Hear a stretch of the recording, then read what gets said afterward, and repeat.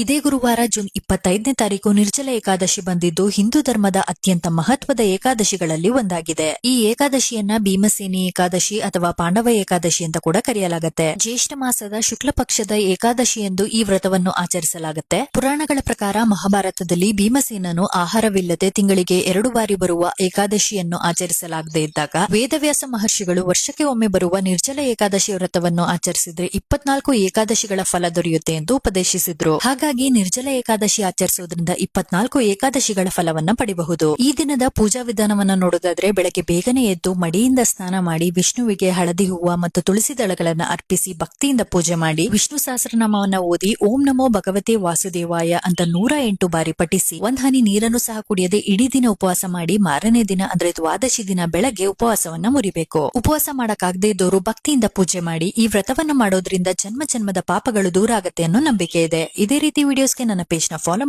ಮಾಡಿದ್ರೆ ಮತ್ತೆ ಸಿಗೋಣ. ಓಕೆ.